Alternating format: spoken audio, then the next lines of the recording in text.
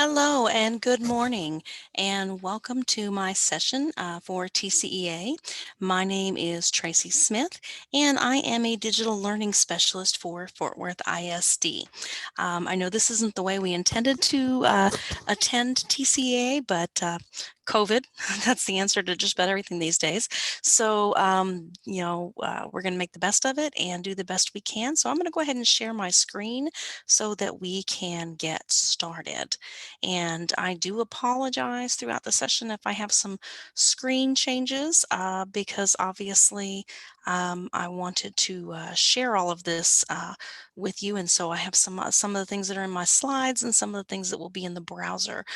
So I'm going to try to go back and forth as little as possible, but this is like the third time I've recorded this because Zoom is kind of, it's kind of temperamental.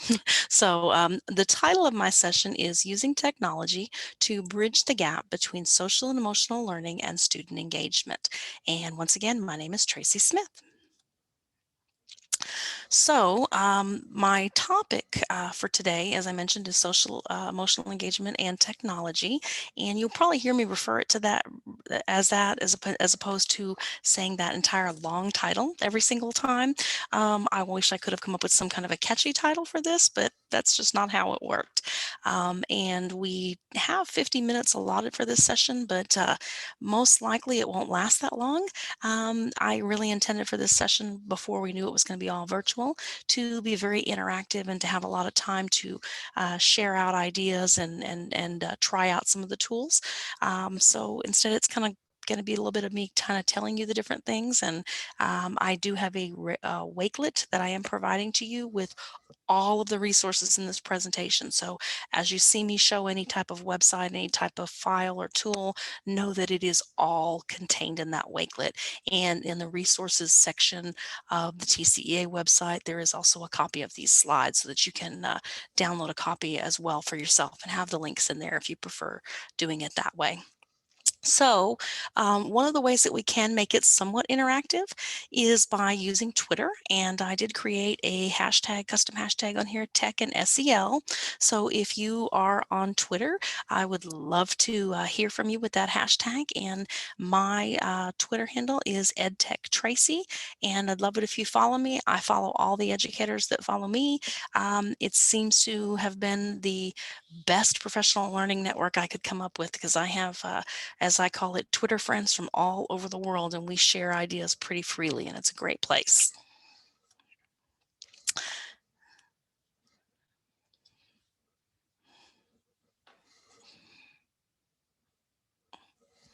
All right, so as I mentioned, for the purposes of simplicity, from here on out in this session, you'll hear me refer to this as SEL and Student Engagement. Like I said, I wish I could have come up with some kind of great catchy title that wasn't that long, but that just escaped me. This picture here kind of helps give it a visual, I guess a visual tie-in. I love bridges. It's just something for me personally. My husband and I are both avid motorcycle riders, and anytime we go on a trip that involves going over a big bridge like this, I just get all sorts of excited because it's just beautiful. And I see technology as the bridge that helps us engage our students and bring in the social emotional aspect of learning that's so critical these days.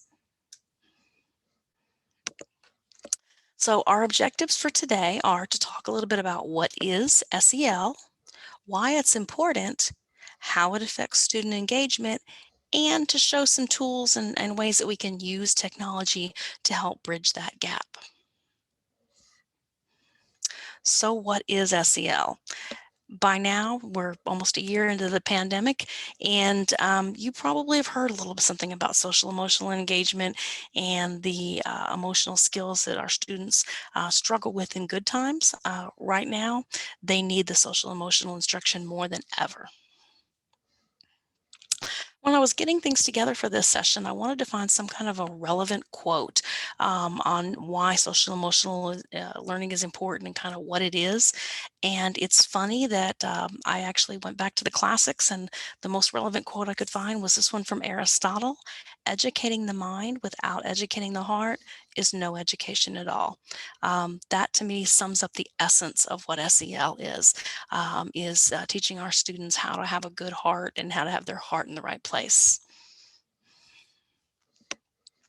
Throughout this session, if you have something to share, even after the session, I have a Padlet where you can share resources, feedback, videos, comments, stories, how you've used it in the classroom.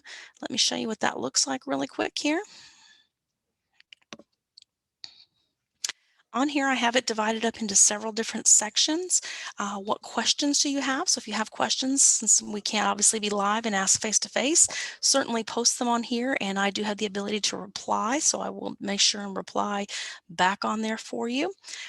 If you have experiences facilitating SEL instruction in the classroom that you think are relevant and that you'd like to share, I would love to hear them here. You can either type them out here or post a link to wherever you have them. Um, any relevant videos, obviously in the pandemic times, a lot of our instruction and sharing is via video, so you can post those. This is one of the ones that's in our Wakelet, and I'm going to reference it a few times during this presentation. It's a great beginner, general, all-around, um, only 4 minutes long video of what SEL is and why it matters. So it's just a great, well-rounded explanation. And any websites or other resources that you may have. And then the last column over here is any feedback or comments that you have in this section. I would love to hear from them. I'd love to hear them.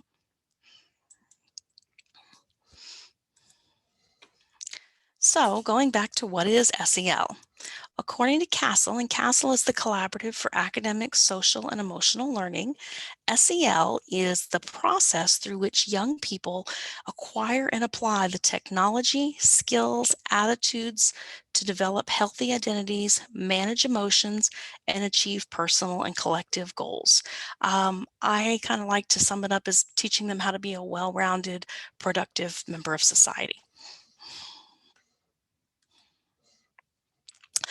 They break SEL down into 5 core competence areas, and you'll see that a lot of the tools and resources that are available also align their activities with these core competence areas. So that makes it really nice to be able to segment them for focusing your instruction. Those core competence areas are self-awareness, self-management, social awareness, relationship skills, and responsible decision making. Like I said, teaching them how to be a productive citizen. So why is social emotional learning important anyway? I think if the pandemic hadn't happened, I would have had to go a lot more into detail on this. We all now know that when we were in a situation where we had to quarantine and lock down and isolate, that our social emotional needs really suffered, and that some of the things that happen organically in a classroom or a school type environment aren't happening when we're not face to face. And so we have to really focus on those. This has presented a lot of new challenges for our students and for our teachers. Um, like I said, the pandemic's made this very painfully obvious. But some other reasonings why SEL is important. According to CASEL, a student who receives high quality SEL instruction scores an average of 11 points higher on standardized testing, whether that's the STAR test that we have here in Texas or whatever you have in your state. It's typically an average of 11 points higher. Neuroscience research actually suggests that SEL instruction in kindergarten can have long-term effects in reading and vocabulary, even in high poverty schools.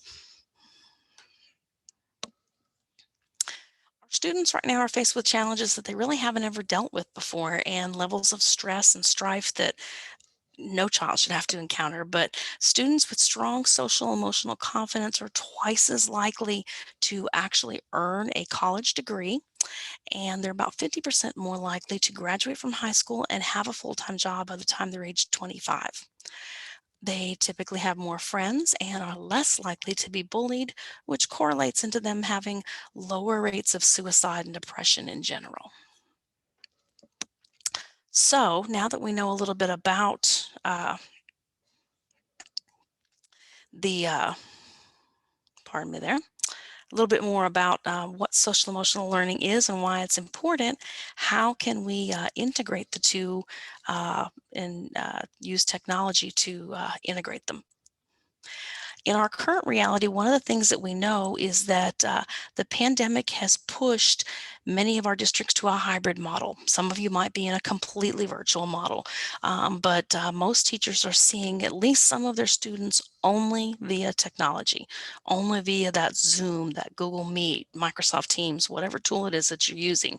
And so they have had to marry social and emotional instruction with technology because it's just the only way that they can do it. That also means that teacher and student interactions that happen organically in a face-to-face setting have to be planned for if the student is virtual. Some of those little conversations, like how to show empathy, how to appropriately disagree with someone, those kind of mini lessons, teachable moments, so to speak, that you can build in the classroom. Um, Sometimes they have to be planned for when you're doing them virtually. But the bottom line is that those successful SEL interactions can still occur. We just have to be a little more mindful in planning for them. According to a study that was done by Microsoft actually in 2018, there are three key pieces of technology that tend to be the most helpful in social and emotional learning. And this is how they break these down. Collaboration platforms such as G Suite or Google Workspaces are now calling it, and Office 365. Most school districts have one or the other. You might be like my district, and we actually have both. Um, Artificial intelligence, which is often shown through personalized learning and assessments, and mixed reality, a combination of virtual and augmented reality that can allow kids to participate in a low stakes simulation type environment. Say that 3 times fast. If you're interested in the virtual reality, one of the resources that's on the Wakelet is particularly interesting. It's called How Virtual Reality is Being Used to Teach SEL, and it shows some case studies with some students in Ohio and Texas, I believe, and shows how they're actually using virtual reality to teach these social emotional skills. And this is actually stuff that was filmed pre-pandemic, so it's pretty interesting to see how it might work in a normal atmosphere. Another way, probably one of the most effective ways, in my opinion, to teach SEL to your students is by role modeling these skills yourself. Let them see you showing empathy to others, appropriately disagreeing, calling out someone if they're bullying, all the skills that we teach in SEL. If they see us role modeling them with each other, and with other students. They love to emulate what we do, especially the little kids.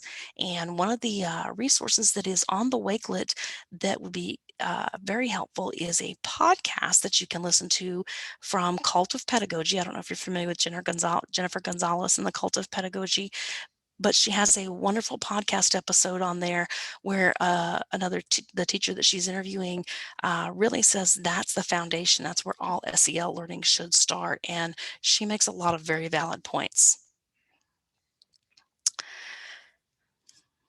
So now that we know a little bit about social emotional learning and why it's important, how can we use technology to help us bridge that gap? So in this section, I'm going to take you through several tools and forms and things, uh, that you can actually use in your classroom. So as I mentioned, there will be a little screen switching. I'm going to try to minimize it as much as possible. And do know that all of the resources that I'm going to talk about are available on that Wakelet so that you can go in there and see those yourself, download them, make copies of them, edit them to use in your classroom and how you need to with your students. And I'll be sharing that Wakelet link with you at the end of this session. So one of the first tools that you can use for SEL instruction is Brainpop, or for younger students, Brainpop Junior. Now, Brainpop is a subscription-based site. They have a great SEL resource center. Some of the resources are actually free, so it is worth exploring even if you don't have the subscription. You might find content in there that is of value that you could actually, take this information to your administrator. Sorry, I messed up the slides there. But you could actually take this information to your administrator and ask them to purchase a subscription for you. The Brainpop Social and Emotional Learning Center goes through and it gives you a basic definition from CASEL, just like what we've already talked about. But then they have it aligned in several different sections: self-awareness and self-management, social awareness and relationship skills, responsible decision making, and then they give you some biographies of some famous people throughout history and kind of tie that into the SEL process as well. And then they've got several different SEL themed collections. And like I said, some of this content is subscription required, some is free. So you really just have to kind of check it out. But I did feel like it was worth mentioning. Brainpop has been for years one of my favorite resources for some of their content. And I've actually never had a subscription to it. But they have the best videos for some of the things that we teach as teachers. I used to always use their video about 9/11. They have an excellent video about elections. Their videos tend to be linguistically and age appropriate for elementary school students, and they also tend to be very non-biased. So an example of the election and stuff, they're not going to promote any side or any ideology. They just explain in general how the election system works. And same thing with their SEL content. It's very neutral, very non-offensive, something you could use with any group of students. So G Suite, or Google Workspace, or whatever they're calling it this week, right? There are endless opportunities within G Suite to use docs, slides, sheets, to create and share SEL learning opportunities with your students. Some that I'm going to show you is a great choice board for teachers. And then there's a Google form that you can use as a daily check-in. And on the Wakelet, there is actually a post from Google's blog that has tons more ideas on how you can use all the different Google tools, and it even links to some ready-made activities that you can share with your students. The choice board that I was mentioning to you, this is an example, and this is on that Wakelet, of a choice board. This one is actually designed for teachers, ways that teachers can integrate social emotional learning into their classroom. It's got a story that they can read, a book list, instructions how to make a calming corner. This same choice board, though, could easily be redone and adapted for students. All this is a Google slide with a table put in there, a 3x3 table, and they've just included in the table 9 different activities or pictures. This one, for example, links to a book that the students can actually listen to. So you could easily change this from something that's teacher facing to something that's student facing. And probably one of my favorite ways to use Google in social and emotional instruction is this Google Forms daily check-in. This is just a simple Google form, and the way that you introduce this to your students is by posting it in your Google Classroom, your LMS, Seesaw, however you're communicating with your students. You could even share the link in a Zoom meeting or a Google Meet or whatever with your students as well. One of the things when you're first introducing this to them, you want to make sure and reiterate with them is that this is something that is shared with them privately so that they can feel comfortable to be honest on this check-in. And when I show you some of the questions on here, you'll see why you want them to be honest, because there may be some things to share. And if they know that this is not going any further than you or themselves, then they will be honest and they will share those things with you. So it starts out kind of cheery. Hello, I'm glad you're here. Starts out with a question on how they're feeling. Tells them they can have more than one feeling, and it asks them to actually write a sentence here. but it does give them a sentence starter. We know some of our students struggle with writing, or especially some of our younger students. And so the sentence starter says, I'm feeling blank because blank. And so kind of, gives them that information. And they may need that, especially when they first start. You'll find once they've used this for a while, they'll get a little more creative and they don't lean on that as much. But it's nice to have it there for them when they first start, or if a student is an English language learner and just really needs that extra support. Then, if they did pick one of the negative emotions, if you're feeling negative, try some of these things. So it gives them some suggestions. Here's some things you can do if you're just having a rotten morning. And then probably the most important question on this particular check-in is, what can I help you with? And they can check as many of these things as they need, whether it's help with an assignment, um, some of the basic foundational survival things on here. Maybe they need help with food or groceries or hygiene products. Maybe there's no toilet paper in the house and mom has no money to buy any. Or maybe they just need somebody to talk to. We're dealing with students who have had parents who have lost jobs, parents who might have, suffered from COVID-19. They might have lost family members to this. There's a lot of things going on that they just may need to talk about, and gives them an option. And like I said, this is where building that preface that this is between you and I, and this is where that comes in, because they may feel comfortable to share something with you very private there that they would not have shared if they had to raise their hand in class or come up to you side by side and tell you that. And then the last part of this one is just a section, give them, do you need to tell me anything else? You'd be surprised when you open the door to them and let them know that it's okay to talk to you, that they will actually do that. So, is there something else that you need to tell me that, we haven't already covered? Let me know. I'm listening. When they know that, they'll actually take advantage of that. And then the last is just telling them, hey, I care about you. Please take care of yourself. This is great. This kind of takes the place of something teachers do in person every day. Usually you greet your students as they're coming into the room or as they're leaving the room at the end of class, that one-on-one interaction. We're in this hybrid learning environment where you may not have that one-on-one interaction with them. So this gives them an opportunity to reach out. Microsoft also has some great tools to use for social and emotional instruction.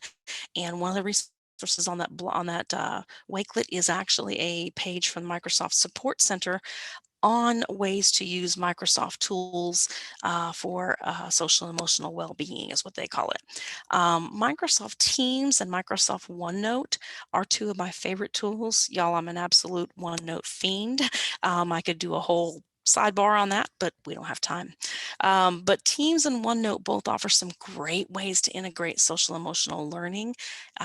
They have OneNote, for example, has stickers that you can put on OneNote pages in OneNote or OneNote class notebook with your students. And Teams has these little badges that you can set up for students to earn, or that can be awarded to them for different things. So that's just a fraction of what they have available. So definitely check out their blog to learn a lot more about it. And one site that you may be familiar with for other reasons, but not for social emotional learning, is Common Sense Education. I have to tell you, before I got started working on this presentation, I was very familiar with the Common Sense Education website, as our district very much works towards getting our schools Common Sense certified. I've been Common Sense certified myself, and so I was very familiar with their digital citizenship side. However, they have a wonderful social and emotional educator toolkit, and on their website under the educators section. And remember that Common Sense is also a tool that you can also share with parents. They have a great parent section as well. So parents, educators, this is the SEL toolkit, and it goes through a basic overview of what SEL is, and then they break theirs up into several different character strengths. And when you click on any one of these, for example, if we were talking about courage and perseverance, this is going to come up with some tools that you can try, some articles and background information, and then classroom ready resources. Y'all, these are activities and pre-written lesson plans that you can take and run with them.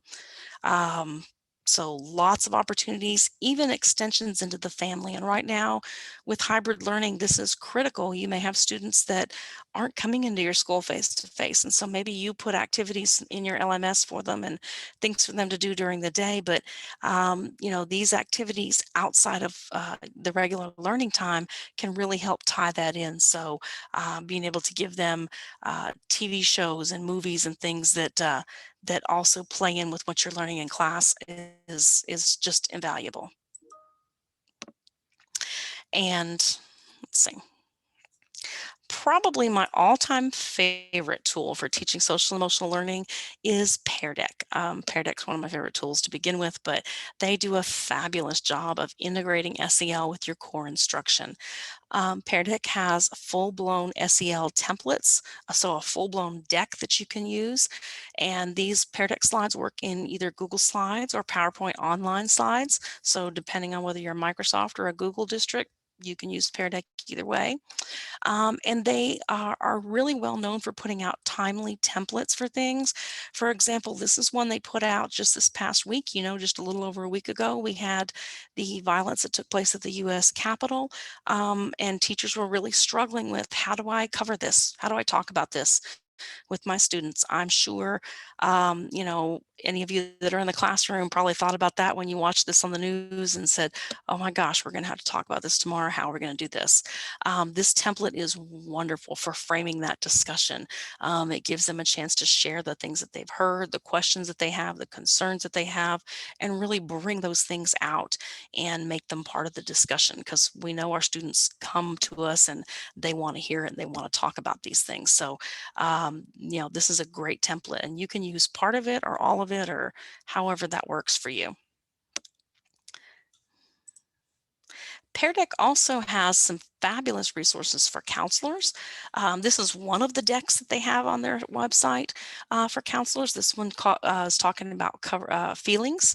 And so if you're a counselor or if you're not, definitely share these resources with your counselor, because they have some great tools in there that counselors can easily adapt to their individual lessons, to show them how to talk about feelings and how to have those discussions with students. And the great thing about Pear Deck is that you can do them teacher paced, in other words, whole group, or you can do them student paced one-on-one. So maybe a counselor wants to have a session one-on-one with one or two students. They can do this student paced, or they can do it whole class if they're talking to a whole group or whole grade level.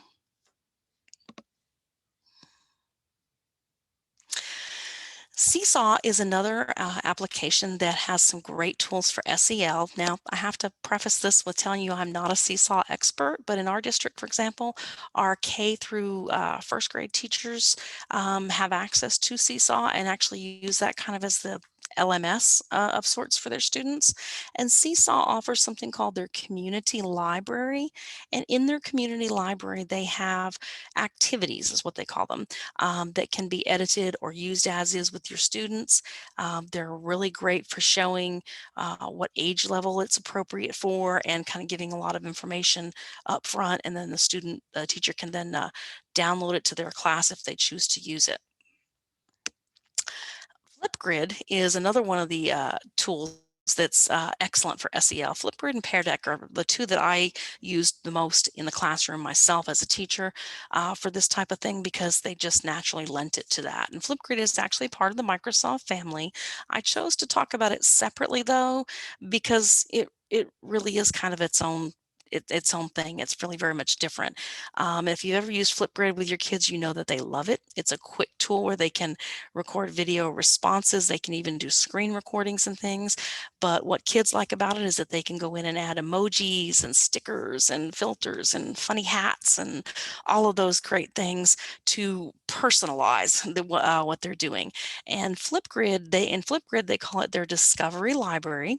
And their discovery library is phenomenal. Number one, it has a very advanced search function. You can go in and search by topic, by grade level, by audience, by general topic. Like you could put in there SEL, or you could put in there empathy, or whatever it is that you're wanting.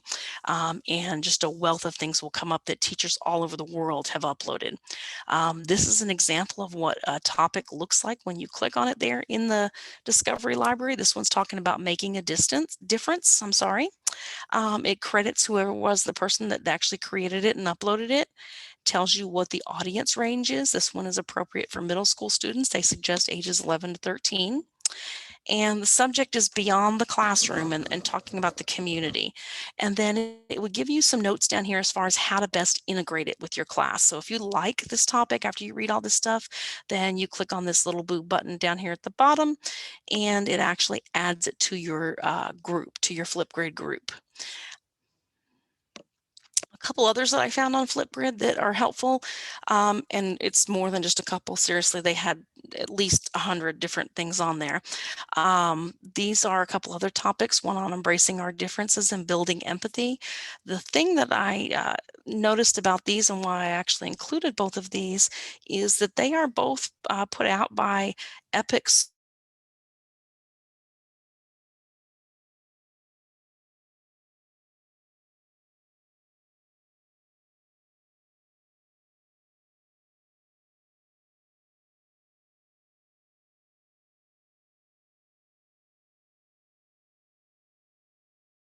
If you are a Flipgrid user or if you're interested in Flipgrid, look for Epic School as a content provider that'll have some great SEL content for you. So our resources, I'm going to show you where the resources are that I covered in this section here. As I mentioned, I made a Wakelet with all of the resources, and let me tell you, there are 30-something things on that Wakelet. There's actually way more than what I covered in this video. Let me actually bring that up so you can see that real quick there. If you're not familiar with Wakelet, it's an amazing content curation tool. This is great because you can save this to your account. If you don't have an account with Wakelet, it's free to make one. And they are actually divided. The things in this Wakelet are actually divided along the same sections as this presentation. So we talk about basic, what is SEL, why is it important, how it should be integrated, and then actual tools and actual things you can use. And so, for example, what is SEL? There's the link to the Castle website. By the way, the Castle website has some ready-made things that teachers can use as well as some ideas that you may find helpful and beneficial. This is actually a Wakelet within a Wakelet. This is a Wakelet that was shared with me that was created by ISTE, the International Society for Technology and Education, and is chock full of tools and resources and things that you can use. And they focus on ISTE's whole child approach is how they focus on their SEL in their SEL Resource Center. It's whole child approach. The video that I mentioned at the beginning for you, that's actually on here. It's about a 4-minute video, and it is the most well-rounded, complete explanation of what is SEL and why it's important. So you can share that with teachers. I would also recommend maybe sharing this with parents at a community night or something. And then the section in here, why is SEL important? You've got several articles and things on why it's important for students to have involved in the classroom. And then several articles and resources about student engagement in SEL. If you remember, I told you about the case studies for virtual reality. That's this article right here. It's very interesting. These 8th graders in Texas, what they were doing and how they were using virtual reality to learn social emotional skills. And then the podcast that I mentioned for you. This is the podcast Social Emotional Learning, not just for kids, that really focuses on starting your SEL instruction by focusing on yourself. If students see teachers interacting with appropriate social emotional skills with other teachers, other staff members, students, parents, they base that on what they see. So we really are models for them. And then all the different tools and resources that I mentioned are included in here. There are also numerous ones that we just didn't even have time to cover. Castle has some tools. Like I said, this is a website that has 72 different ideas. The check-in form that I showed you on Google Forms, this is it right here. And there is also a video. This is a YouTube content creator, and she has a short 2-minute video on how to create a Google form that you could use as an SEL check-in with your students. So if you like the idea of that check-in form that I showed you, watch her video and she'll tell you how you could make one of your own, or you can take that one that I shared and make a copy of it and edit it to suit your needs.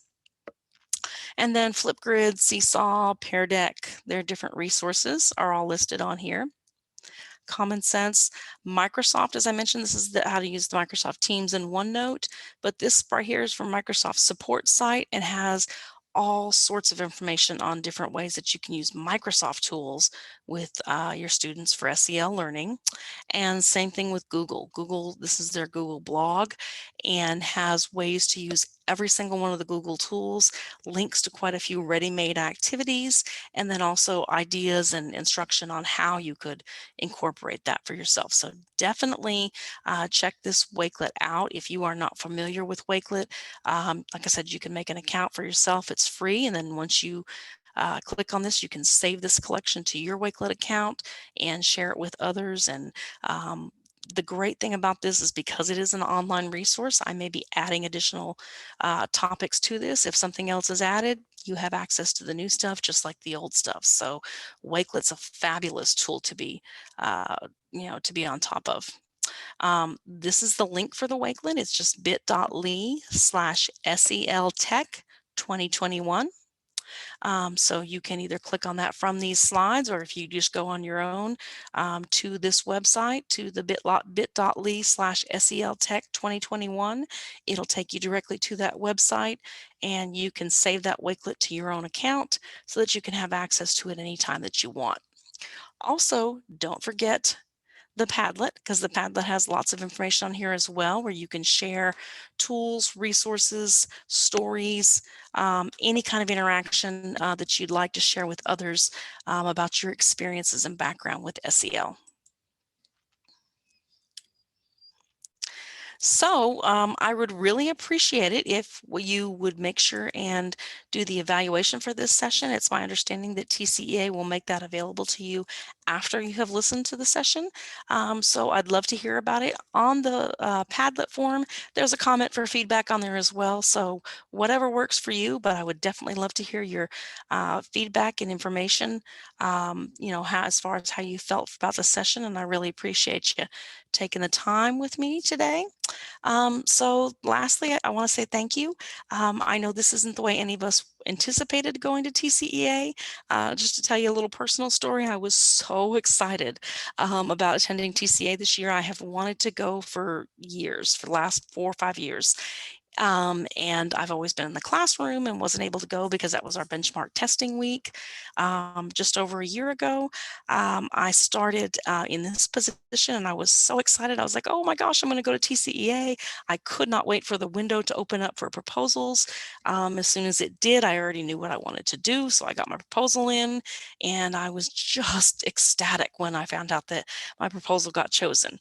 And then COVID really kind of kicked in, and everything started shutting down, and so it hasn't been the way I wanted to experience TCEA for the first time, but it is still a good experience, and we know that we'll get back to it when it's safe to do so. And in the meantime, if you have any questions, don't hesitate to email me. My address here, or send me a message via Twitter at EdTechTracy. And if you are tweeting about the session, I hope that you will use the hashtag Tech and SEL. Once again, thank you so much for your time today. Have a great day, and I hope you really enjoy the rest of your conference.